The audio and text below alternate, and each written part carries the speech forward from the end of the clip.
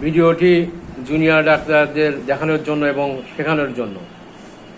আমি ডক্টর মোহাম্মদ আলী, আমার চেম্বার সিরাজগঞ্জ জেলার অন্তর্গত উল্লাপাড়া উপজেলা আকবর আলী কলেজের পশ্চিম পাশে, চেম্বারের নাম রুমি হোমিও হল। আমি এখন অ্যামব্রাগেসিয়া ওষুধের প্রধান বৈশিষ্ট্য বর্ণনা করব। অ্যামব্রাগেসিয়া ওষুধের রোগীর প্রধান বৈশিষ্ট্য হল, এই রোগীগুলা অত্যন্ত ভীত ও লাজুক। এরা মানুষের মধ্যে যেতে ভয় পায় এবং মানুষের মধ্যে কথা বলতে ভয় পায়। মানুষের মধ্যে গেলে এই রোগীর যে কোনো রোগ বৃদ্ধিপ্রাপ্ত হয়। এই রোগীগুলা মানুষের মধ্যে পায়খানা করতে পারে না, এমনকি শিশু রোগীরাও তার বাপ মায়ের সামনে বা যে সেবা শুশ্রূষা করে তার সামনেও পায়খানা করতে চায় না। এ একটা অদ্ভুত লক্ষণ। এই রোগীদের পূর্বের দুঃখের কথা বারবার জোর করে মনে আসে। রোগী চেষ্টা করে যে আমি পূর্বের দুঃখের কথা মনে করব না, তবু মনে আসে আর দুঃখ পেতে থাকে। এই রোগীগুলা বোকার মতন প্রশ্নের উপর প্রশ্ন করতে থাকে, উত্তরে অপেক্ষা করে না।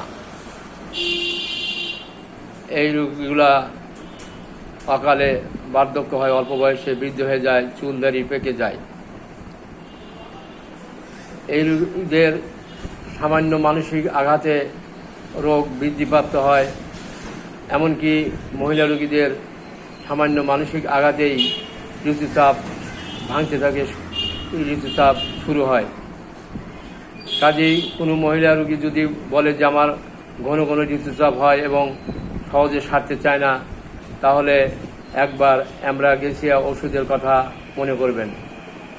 যেহেতু অ্যামব্রাগেসিয়া রোগীরা সামান্য মানসিক আঘাতেই তাদের রোগ বৃদ্ধিপ্রাপ্ত হয়, এমনকি ঋতুচাপ শুরু হয়, তাই অ্যামব্রাগেসিয়া রোগীদেরকে মানুষদের মধ্যে বাধ্য থাকতে হয়, কথা বলতে হয়, তাই তাদের ঋতুচাপ ছাড়তে চায় না।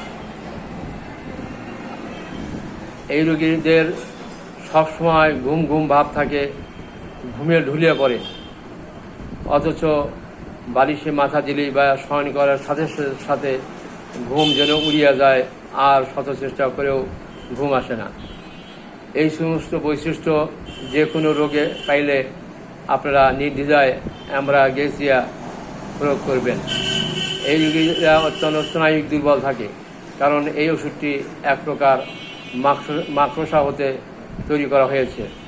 মাকড়সা যেমন থরথর করে কাঁপে, তেমনি এই রোগীরা ভয়ের কারণে, স্নায়ু দুর্বলতার কারণে থরথর করে কাঁপতে থাকে। এমনকি মানুষের মধ্যে লেখতে শুরু করলে তার হাত থরথর করে কাঁপে, লিখতে পারে না।